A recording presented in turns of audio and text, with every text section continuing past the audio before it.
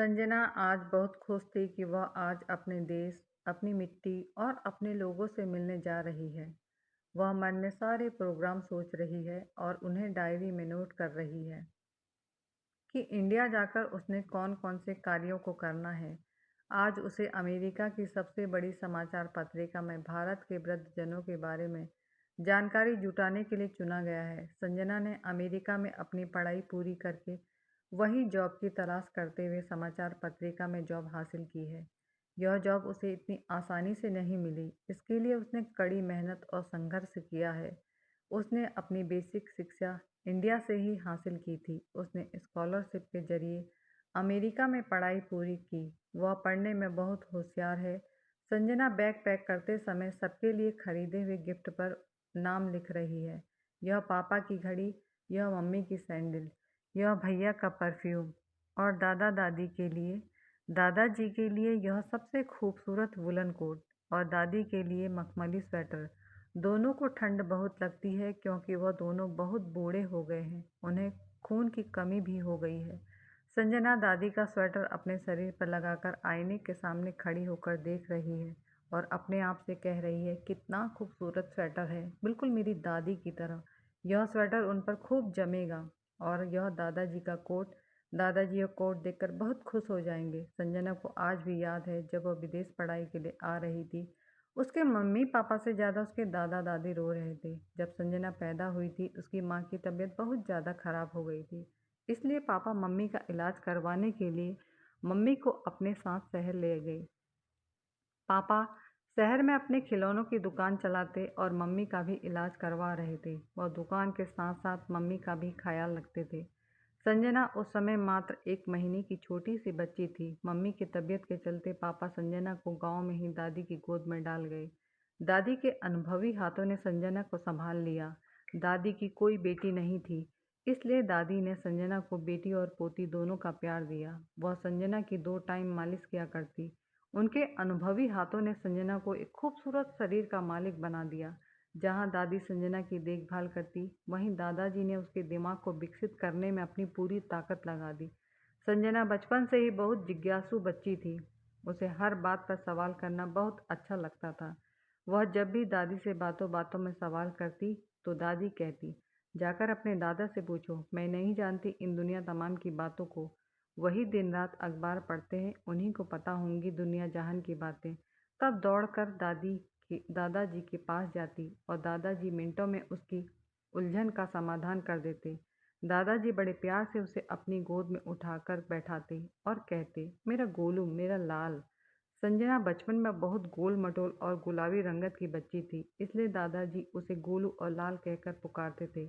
जब दादाजी संजना को गोलू और लाल कहते तो दादी चिढ़ जाती। वह दादाजी से कहती, उसका एक भला सा नाम है संजना, आपको कितनी बार कहा है उसका नाम लेकर पुकारा करो। यह गोलू और लाल नाम लेकर उसे पुकारेंगे तो क्या आपको अच्छा लगेगा?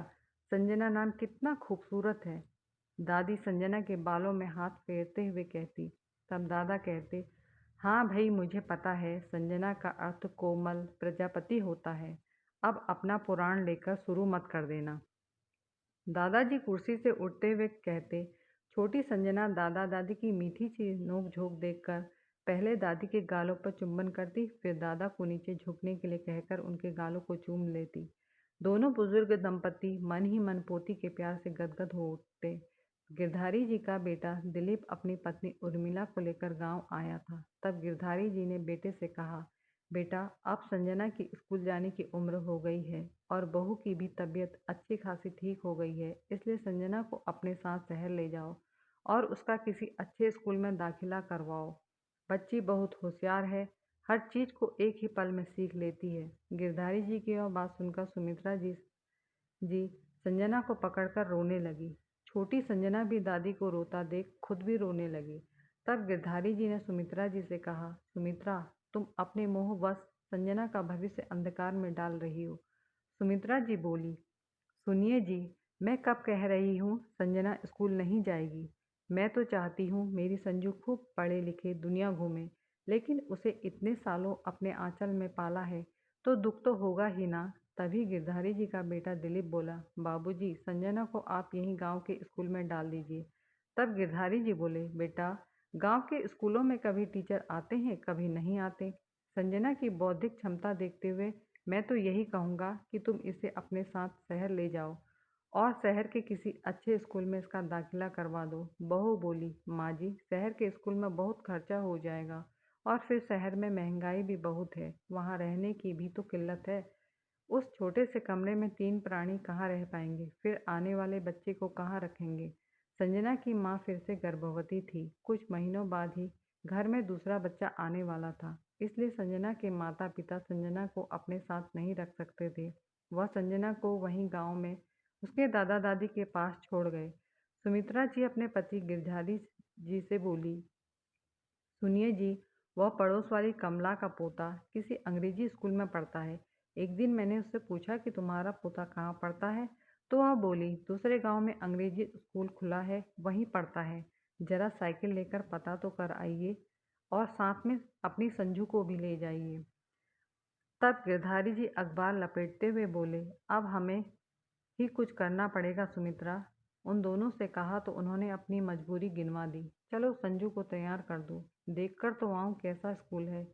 तब सुमित्रा जी बोली, अजी देखने की क्या बात है, अच्छा ही होगा। तभी तो कमला का पोता गले में वो क्या कहते हैं जो गले में बांधते हैं, टाई। गिरधारी जी बोले, अरे हाँ, वही बात कर बाबू साहब बनकर जाता है और घर आकर किताब में कुछ गिटपिट करता है। मैं संजू को जल्दी से नहला धुलाकर तैयार कर देती हूँ। आप आज ही उसी अंग्रेजी स्कूल में संजू का नाम दर्ज करवाओ। फिर हमारी संजू भी मैम की तरह बन ठन के जाएगी। मेरी कोई बेटी तो हुई नहीं, लेकिन बेटी और पोती के अरमान मैं इसी में पूरे करूँगी। सुमित्रा जी ने संजना को नहला धुलाकर नए कपड़े पहनाकर तैयार कर दिया। उसे गिरधारी जी के साथ भेजते हुए वह समझाती हैं, संजू बेटा, तेरे दादाजी ने जितना तुझे पढ़ाया है वह सब वहाँ मास्टरनी जी को सुना देना। फिर देखना वह तेरा नाम खुश होकर अपने स्कूल में दर्ज कर लेंगी। गिरधारी जी साइकिल निकालते हुए बोले, सुमित्रा, देर हो रही है। संजू को सब यहीं पढ़ा दोगी तो वह स्कूल में क्या करेगी? तब सुमित्रा जी संजू के माथे में काला टीका लगाते हुए कहती है, मेरी बच्ची, अच्छे से जवाब देना। संजना दादी के पैर छूते हुए कहती है, दादी नीचे झुको। सुमित्रा जी नीचे झुकती हैं और संजना दादी के गालों पर चुम्बन करके मुस्कुराती हुई दादाजी के पास चली जाती है। गिरधारी जी संजना को उठाकर साइकिल में बिठा लेते हैं और साइकिल में पैडल मारते हुए स्कूल की तरफ निकल पड़ते हैं। सुमित्रा जी की नज़रें दूर उन्हें निहारती रहती हैं। जब वह दोनों आंखों से ओझल हो जाते हैं, वह भीतर आकर घर के कामों में जुट जाती हैं। लेकिन आज घर के कामों में उनका बिल्कुल भी दिल नहीं लग रहा है। वह बहुत ज़्यादा उत्साहित होते हुए बार बार घर के दरवाजे पर आकर बाहर झांकते हुए अपने मन में कहती हैं, बड़ी देर लगा दी इन लोगों ने, जाने कहाँ रह गए। संजू का दाखिला हुआ भी होगा या नहीं, तो समय बीतने का नाम ही नहीं ले रहा था। वह भीतर आकर चूल्हे में दूध उबालने लगी। उनके मन में विचार आया, क्यों ना आज कुछ मीठा ही बना लिया जाए। इतने में ही बाहर साइकिल की घंटी बजी और वह दूध रखकर बाहर दौड़ी तो देखा संजू और गिरधारी जी घर के आंगन में स्कूल का बैग, कपड़ों का थैला लिए आ रहे हैं। तभी सुमित्रा जी ने पूछा, अजी इतनी देर कहाँ लगा दी, क्या हुआ? गिरधारी जी बोले, थोड़ा शांति से बैठने दोगी तभी तो बता पाऊंगा। वह भीतर जाकर 2 गिलास पानी ले आई। पानी का एक गिलास गिरधारी जी को और दूसरा गिलास संजू को देते हुए हाथों से पंखा झलने लगी और बोली, बताइए न क्या हुआ? गिरधारी जी बोले, अरे संजू का दाखिला अंग्रेजी स्कूल में हो गया है, उसी की कॉपी किताब और ड्रेस लेने में देर हो गई थी। सुमित्रा जी ने संजना को अपनी गोद में बैठाया और पूछा, बिटिया बताओ, क्या क्या पूछा वहाँ तुमसे? तब छोटी संजना इंग्लिश में बोलने लगी तो सुमित्रा जी बोली, अरे हिंदी में बताना मुझे। तब संजना बोली, दादी उन्होंने मुझसे सब वही पूछा जो दादाजी ने मुझे घर में पढ़ाते हैं। पापा का नाम, मम्मी का नाम, अपना, दादाजी का नाम पूछा और कहा मैं कहाँ रहती हूँ, वह भी पूछा। मैंने सब कुछ बता दिया। तब गिरधारी जी बोले, सुमित्रा तुम्हें पता है, वहाँ टीचर संजू को देखकर बहुत खुश हो गए थे। उन्होंने जो भी इससे पूछा इसने सभी का उत्तर बड़ी सफाई से दिया। अब कल से यह स्कूल जाएगी। और यह रहा मिठाई का डिब्बा। सुमित्रा जी बोली, अजी, मिठाई क्यों लेकर आए? मैं तो खीर बनाने वाली थी। इतना कहते ही उन्हें चूल्हे में रखे दूध की याद आई और दौड़कर भीतर भागी। शुक्र है दूध उमाल नहीं गया। गिरधारी जी संजना के स्कूल की कॉपी किताबों में जिल्द लगाने में व्यस्त हो गए। आज सुमित्रा जी ने अपनी पोती के स्कूल जाने की खुशी में गांव पड़ोस में मिठाई बांटी और रात को संजना का मनपसंद खाना बनाया। खाना खाकर सभी सो गए। अगली सुबह सुमित्रा जी ने जल्दी जागकर संजना के लिए नाश्ता तैयार किया। फिर उसे नहलाकर स्कूल के लिए तैयार करते हुए बोली, मेरी संजू बिल्कुल गोरी मैम लग रही है। उसकी नज़र उतारते हुए उसे स्कूल भेजा। गिरधारी जी संजना को स्कूल छोड़ने जाते और लेने जाते। अब गिरधारी जी और सुमित्रा जी फिर से अपनी वही जिंदगी जीने लगे जो अपने बेटे के पैदा होने के बाद जी रहे थे। संजना जब से स्कूल गई तब से वह हर कक्षा में प्रथम रही। वह स्कूल सिर्फ 8वीं तक ही था। संजना ने 8वीं कक्षा पास की तो अब गिरधारी जी ने अपने बेटे दिलीप से फ़ोन करके कहा, बेटा, अब संजना का शहर के स्कूल में दाखिला करवा दो। तब वह बोला, बाबूजी, अब संजना आगे पढ़कर क्या करेगी? वैसे भी अब वह बड़ी हो चुकी है। तब गिरधारी जी बोले, तेरा तो दिमाग ही खराब हो गया है। बच्ची को आगे पढ़ाने को छोड़कर घर में बैठाने की बात कर रहा है। उन्होंने बेटे से कहा, तुमसे कुछ नहीं होगा, इसलिए मुझे मुझे ही कुछ करना पड़ेगा। गिरधारी जी ने फ़ोन काट दिया। उन्होंने सुमित्रा जी से कहा, सुमित्रा, हमें संजना को आगे पढ़ाने के लिए शहर जाना होगा। तब सुमित्रा जी बोली, अजी, इतना खर्चा कहाँ से आएगा? गिरधारी जी बोले, मैं अपना सब कुछ बेचकर संजना को लेकर शहर जाऊंगा और उसे खूब पढ़ाऊंगा। संजना की पढ़ने की इच्छा शक्ति देखकर गिरधारी जी ने अपना मकान और गांव की जमीन बेच दी। जिस दिन गिरधारी जी सुमित्रा जी और संजना को लेकर शहर के लिए रवाना होने लगे तो स्कूल के प्रधानाचार्य और कुछ टीचर संजना को विदा करने के लिए आए। तब स्कूल के प्रधानाचार्य जब बोले, गिरधारी जी, आपने यह बहुत बड़ा कदम उठाया है बिटिया के भविष्य के लिए। फिर वह संजना को कहने लगे, बेटा, तुम्हारे दादाजी ने तुम्हारे पढ़ाने के लिए अपना सब कुछ दांव में लगा दिया।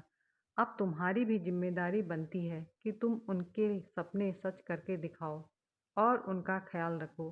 गांव के लोगों ने भी उन्हें गले मिलकर विदाई दी। अब गिरधारी जी सुमित्रा जी और संजना को लेकर शहर आ गए थे। उन्होंने शहर में एक छोटा सा मकान खरीदा जिसमें धीरे धीरे उनके बेटा बहू भी आ गए।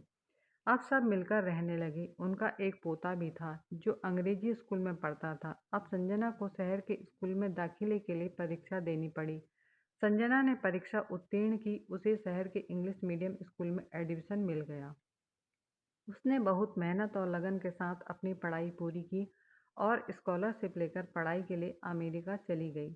जिस दिन वह अमेरिका के लिए अपने माता पिता और दादा दादी से विदाई ले रही थी, दादा दादी सुबह से ही रो रो कर बुरा हाल था। दादी बार बार उसके सर को सहलाती और दादाजी तो दिन भर उसके इर्द गिर्द ही नहीं आए, क्योंकि वह उसे अपने से दूर होता हुआ नहीं देख सकते थे। उसने दादा दादी को समझाया, आपने मेरे लिए इतनी तपस्या की है तो उस तपस्या का फल मिलना तो चाहिए ना। और संजना ना जाने कितने समय के लिए अपने दादा दादी को छोड़कर विदेश चली गई। संजना के विदेश जाने के बाद गिरधारी जी का बेटा अपना व्यवसाय आगे बढ़ाने के लिए उनसे पैसे मांगने लगा। तब गिरधारी जी ने कहा, मेरे पास जितना रुपया पैसा था मैंने यह घर खरीदने और संजना की पढ़ाई में लगा दिया। बचा कुचा उसके अमेरिका में रहन सहन के लिए उसके अकाउंट में जमा करा दिया। अब मेरे पास कुछ नहीं है। अब जो भी है बस यही मकान बचा हुआ है। रुपए पैसे को लेकर घर में दिन रात कलह होने लगा। अब तो बहू भी अपने रंग दिखाने शुरू कर दिए थे। उसे भी शहर की हवा लग चुकी थी। वह भी खूब सैर सपाटा करती और अपने सास ससुर से कहती, क्या ज़रूरत थी आपको गांव का मकान और ज़मीन बेचने की? हमने आपसे कब कहा था कि आप संजना की पढ़ाई में इतना खर्च करो? उसे विदेश भेजने की क्या ज़रूरत थी? सुमित्रा जी बोली, बहू, वह तुम्हारी बेटी है। तुम अपनी ही बेटी के बारे में ऐसा कैसे बोल सकती हो? तब गिरधारी जी का बेटा बोला, वह बेटी है इसलिए तो हमने आपसे कहा था कि आप उसकी आगे की पढ़ाई मत करवाइए। लेकिन आप दोनों नहीं माने और गांव का मकान और ज़मीन बेचकर शहर आ गए। वह बेटी है, उसे दूसरे के ही घर जाना है, तो इतना खर्चा क्यों करना? हमें आगे रोहन के लिए भी तो सोचना है। तब गिरधारी जी बोले, दिलीप, शहर में रहकर भी तुम्हारी सोच कितनी घटिया है। अगर तुमने संजना को देखा होता तो तुम भी उसे पढ़ने से नहीं रोक पाते। उसकी पढ़ाई की इच्छा शक्ति देखकर ही मैंने सब कुछ दांव पर लगा दिया और आज मेरी पोती ने मेरा सर गर्व से ऊंचा कर दिया। दिलीप बोला, क्या बाबूजी, आपका सर गर्व से ऊंचा कर दिया? गर्व से पेट की भूख शांत नहीं होती है। आप यहाँ इसी घमंड में रहो। वह जो भी कमाएगी शादी के बाद अपने ससुराल वालों को ही देगी। अब घर में दिन रात पैसों को लेकर कलह होने लगा। सुमित्रा जी गिरधारी जी से कहती कि यह लोग अपनी ही बेटी के बारे में ऐसा व्यवहार क्यों कर रहे हैं, मुझे तो समझ में नहीं आ रहा है। तब गिरधारी जी बोले, सुमित्रा, अगर उन्होंने संजना को बचपन से पाला पोसा होता तो उन्हें उसके लिए कुछ दर्द होता, लेकिन वह तो शहर आकर अकेले रहने के आदी हो गए।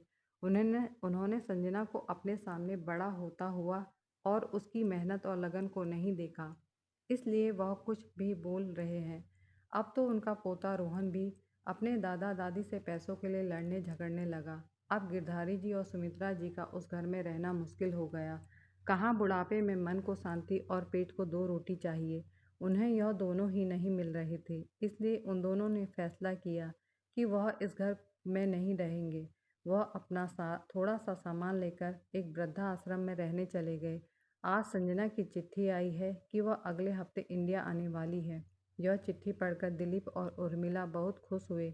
उन्होंने सोचा बेटी वहाँ से खूब सारा पैसा कमा कर लाएगी, इसलिए वह बेसब्री से उसका इंतज़ार करने लगे। उन्होंने तुरंत एक चिट्ठी लिखकर अपने फरमाइशों की लिस्ट भेज दी, जिसे आज संजना पैक करके अब उसमें सबका नाम लिख रही है।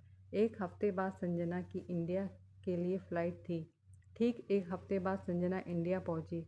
वह एयरपोर्ट में टैक्सी लेकर सीधे घर को रवाना हुई और घर पहुंचकर दरवाजे की घंटी बजाई। दरवाज़ा उसके भाई रोहन ने खोला। रोहन बोला, दीदी, मेरा परफ्यूम लाई हो ना? तब संजना बोली, हाँ हाँ, सब कुछ लाई हूँ। पहले यह बता, मम्मी पापा और दादा दादी कहाँ हैं? वह बोला, मम्मी किटी पार्टी में गई है और पापा शर्मा अंकल के साथ घूमने गए हैं। फिर संजना ने पूछा, दादा दादी कहाँ हैं? वह बोला, दादा दादी घूमने गए हैं। संजना ने पूछा, मम्मी पापा कितनी देर में आएंगे? रोहन बोला, मुझे नहीं पता, क्योंकि उन्होंने मुझे कोई टाइम नहीं बताया है। तब संजना बोली, दादा दादी कब आएंगे? रोहन बोला, वह भी मुझे नहीं पता। संजना ने बैग रखा और वह सीधी होटल चली गई, जहां उसके लिए कमरा बुक था। उसी न्यूज़ पत्रिका की ओर से होटल बुक करके दिया गया था। उसने होटल में जाकर नहाया, फ्रेश हुई। उसके बाद वह आराम की नींद लेने लगी। उसकी नींद दूसरे दिन खुली। वह नहा धोकर तैयार हुई और नाश्ता किया। उसके बाद वह सीधे अपने घर पहुंची। उसने वहां जाकर अपने मम्मी पापा से मुलाकात की और दादा दादी के बारे में पूछा, तो उन्होंने भी यही कहा कि वह घूमने गए हैं। संजना ने सभी को उनके गिफ्ट दिए और उसके बाद माता पिता से आज्ञा लेते हुए वह अपने काम में जुट गई। उसके माँ बाप के पास इतनी भी फुर्सत नहीं थी कि बेटी से पूछे वह भारत किस काम से आई है। लेकिन संजना जिसके लिए भारत आई थी, उसने भारत में अपने शहर से वृद्धाश्रम में रह रहे वृद्धों के बारे में जानकारी जुटाने का कार्य शुरू कर दिया। इसी दौरान उसने 5 वृद्धाश्रमों का दौरा किया। छठे आश्रम में गई तो वहाँ एक बुजुर्ग दंपत्ति को देखकर हैरान रह गई। वह उनके पास गई और देखकर दंग रह गई। उस जीर्ण शीर्ण शरीर के मालिक उसके दादा दादी ही थे। उसने अपने दादा दादी को गले लगाया। वह दंपति उसे बड़े ध्यान से देख रहा था, क्योंकि उनकी आंखें बहुत कमज़ोर हो गई थी। फिर संजना बोली, दादा दादी, आपने मुझे नहीं पहचाना? तब आवाज़ को पहचानकर दोनों बुजुर्ग बोल पड़े, संजना तुम, मेरी बच्ची। इतना कहते ही दोनों फूट फूट कर रो पड़े। उनकी ऐसी स्थिति देखकर संजना भी अपने आप को रोक नहीं पाई। उसने अपना काम स्थगित करते हुए आश्रम की अनुमति लेते हुए अपने दादा दादी को अपने साथ ले गई। वह उन्हें अपने साथ होटल ले गई। उनको नहाने के लिए बोला। इतने में वह बाजार जाकर उनके लिए नए कपड़े खरीद लाई। फिर उन्हें साफ कपड़े पहनाए, उनको जी भर के उनका मनपसंद खाना खिलाया। उसके बाद उसने उन्हें आराम करने के लिए कहा। वह दोनों आराम करने लगे तो वह सीधे अपने घर गई और अपने मम्मी पापा से पूछने लगी, आप लोग मुझे सच सच बताइए कि मेरे दादा दादी कहाँ हैं, नहीं तो मैं आपके खिलाफ पुलिस में रिपोर्ट दर्ज करवाती हूँ। यह सुनकर उसकी मम्मी बोली, बेटा तुम्हारे जाने के बाद दोनों बुढ़िया बुढ़ा कहाँ चले गए? तब संजना ने कहा, इसका मतलब क्या है कि वह कहीं चले गए? वह कैसे चले गए? आप लोगों ने उन्हें इस घर से जाने के लिए मजबूर किया होगा। आप लोग तो पहले ही स्वार्थी थे। अपने स्वार्थ के लिए आप दोनों ने अपनी 1 महीने की बच्ची उनकी गोद में डाल दी और पढ़ाने के नाम पर उसे गांव में ही फेंक दिया। अगर मेरे दादा दादी नहीं होते तो आज मैं इस मुकाम पर नहीं होती। सही मायनों में वह मेरे दादा दादी नहीं, मेरे माता पिता हैं। आप लोग स्वार्थी हैं। मेरा तो आपसे पहले ही रिश्ता नहीं था और आज के बाद नहीं रहेगा। और भविष्य में मुझसे मिलने की या मेरे दादा दादी से मिलने की बिल्कुल ज़रूरत मत करना। इतना कहकर वह वहाँ से चली गई। उन्होंने सोचा था कि बेटी विदेश से पैसा कमा कर लाई होगी और वह पैसा हमें देगी, लेकिन उनके सपने धरे के धरे रह गए। संजना ने अपना काम पूरा किया और ऑनलाइन रिपोर्ट अपने ऑफिस में जमा करवा दी। उसके साथ ही उसने अपनी अमेरिका की नौकरी से रिजाइन दे दिया, क्योंकि उसके दादा दादी ज़्यादा कमज़ोर हो चुके थे और वह अपना देश छोड़कर बाहर नहीं जाना चाहते थे। संजना को अपने गांव के प्रिंसिपल की बात याद आई। उन्होंने शहर आते समय संजना से कहा था कि बेटा अपने दादा दादी के प्यार को हमेशा याद रखना और उनका ख्याल रखना। इसलिए अब सुमित्रा जी और गिरधारी जी संजना की जिम्मेदारी थे। उसने भारत में ही नौकरी के लिए अप्लाई किया। उसके पास तो बहुत अच्छी डिग्री थी, इसलिए उसे नौकरी मिलने में कोई परेशानी नहीं हुई। आज संजना अपने दादा दादी के साथ अपने घर में रहती है। उसके दादा दादी भी उसके साथ रहकर बहुत खुश हैं। दोस्तों, कोई अपनी औलाद के साथ ऐसा कैसे कर सकता है, लेकिन यह दुनिया है जहाँ सब कुछ हो सकता है। इंसान रुपये पैसों के लिए किसी भी रिश्ते की बलि चढ़ा सकता है। अपने ऐशो आराम के लिए वह किसी भी रिश्ते को तोड़ सकता है। दुनिया में कुछ ही लोग ऐसे हैं जो दिलो जान से रिश्ते निभाते हैं। यह कहानी सत्य के समीप है, क्योंकि मैंने इसे यथार्थ में देखा और सुना है।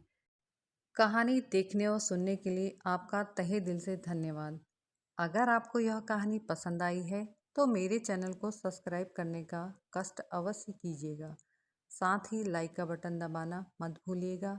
अपने विचार कमेंट बॉक्स में लिखकर अवश्य लिख भेजिएगा, क्योंकि आपकी राय का हमें बेसब्री से इंतज़ार रहता है। अगर कहानी कुछ ज़्यादा ही पसंद आई है तो अपने दोस्तों को शेयर अवश्य कीजिएगा। धन्यवाद।